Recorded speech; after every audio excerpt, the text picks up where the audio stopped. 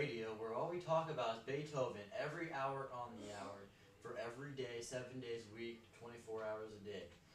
And today we are going to talk about Beethoven, arguably the most influential person in the history of the world. On today's talk show, we will answer your email questions over Beethoven that you have sent us in the last couple of days. We will try to give you the best possible answer on these questions. Following this, we will give you a song of your guys' choice. And also, we have interviewed a couple of our co-hosts and our co-workers, and we're going to display that afterwards, but let's get back to what we were saying. Okay, let's get started. The first question is from Lil John 1234 from Franklin, Indiana. Lil John asked us, why is Beethoven so influential to music and world history? Well, let's see, Lil John. Beethoven has been influential more than one thing in this history. He has changed literature, music, and art. His influence has expressed all three categories marked throughout history. Many people, like it or not, just can't contend with this beast, this man beast, when it comes to music. Ask anyone and I guarantee they will know who Beethoven is. Even if you lived in like Germany or you lived in Anderson, Indiana or Franklin, Indiana. Oh, and Beethoven was also known as a hero of the French Revolution, as known by the French, of course. And that was being because he was their musician. I bet so. I mean, anybody can know him. Not to mention all the great composers at the time, Chopin And Schubert. who are just a few who vowed to resist his influence, tried to make up their own composings, but failed. Beethoven was also in the Romantic era, also known as a romantic figure, because most ladies like him. Definitely. And music wouldn't really be that way, nowadays.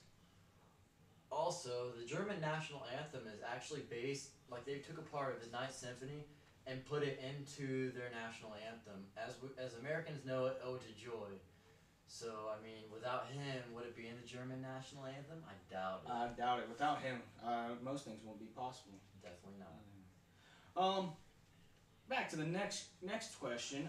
Miley, call me Cyrus 789. When did Beethoven start composing, and when did he stop? Haha, funny story about that. Miley, call me Cyrus, sorry. So, I mean, like, Beethoven started at the prime age of 7.5. His father actually announced him as 6 when he went up to compose. And Beethoven actually thought he was a year and a half younger than he really was. But he kind of ended his composing when he died. So That kind of makes sense, yeah. Back to our last question from Little John. Beethoven has been the first musician to live off composing. In 1808, Beethoven received an invite to a musical director at Kursaal, Germany. Many of the wealthy Vietnamese friends wanted Beethoven to stay. They paid him an annual salary of 1,400 francs. Florins, my bad. It's alright, man. Alright. Also, okay, Beethoven had a monument built in Bonn, Germany in 1845, making him the first musical composer to have a monument of him built in Germany. And he must have been really influential and must have had a ton of friends, because on March 29th, 1827, 20,000 people attended his funeral. 20,000? 20,000. Man, that's a lot of people. I don't know if we could hold 20,000 people. Exactly. Let's see.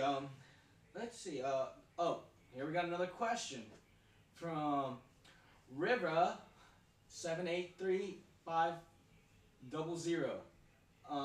They're asking, when did he become pro? Well, not really pro necessarily. Weird name I can't pronounce, but he started his work at 7.5, but he actually published his first composition at the age of 12. It was basically variations of the keyboard that eventually declared him was one of the most popular piano players in history, and that kind of started him off in his composing. And he just got it off from there.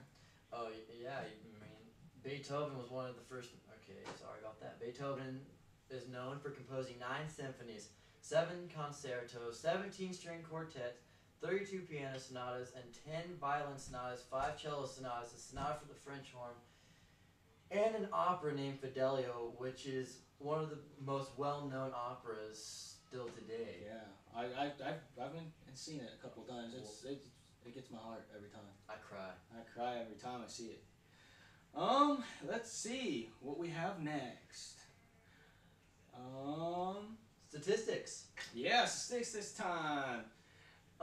Yeah, Lil Wayne. Okay, this is what I saw based on statistics, is that Lil Wayne, compared to Beethoven's SAT scores, people who listen to Lil Wayne are the lowest when it comes to any artist, with an average SAT score of 876, while Beethoven is the highest among artists with a whopping average of 1376 on an SAT. That's almost double. So you might want to get your kids to start listening to Beethoven. You think smarter? Be smarter. And that pretty much wraps up our conclusion. That pretty much concludes our show. We're gonna have interviews on our co-hosts, our workers, stuff like that, and we'll play them back for you. And you should definitely vote for Beethoven and Mr. Klein's AP. Otherwise, I don't know who you would vote for, because who is this influential in history? Yes, and it has romantic. It has girls all over him. I mean rap. Rap. Who listens to rap? Beethoven has the best music out there. I mean, it pumps you up and everything. And I mean, if it wasn't for him, your kind of music that you guys might listen to might not be possible. Like rap talks about women and stuff. Yeah, and then we got rock, hardcore metal. That all came from Beethoven. I mean, exactly. So you guys better start listening to Beethoven because. Alright, now that concludes our show. Thank you for your time on LB. Alright, so I'm here with Lindsay and Kelsey, and we got a series of questions we're going to ask you guys. First off, what kind of music do you guys listen to? Beethoven. Yeah, Beethoven. Alright. Definitely Beethoven. So I'm here with Mr. Brad Scott. I'm going to ask him some questions about Beethoven. How has Beethoven influenced your life? I don't know that he specifically has, but his music has affected music down through the centuries since he was alive, and since music is the basis of my life, it's had a major effect on that. Not him specifically, but how he's affected music in general to me. Kane is in the building. Already the show goes on all night till the morning. We dream so long. Anybody ever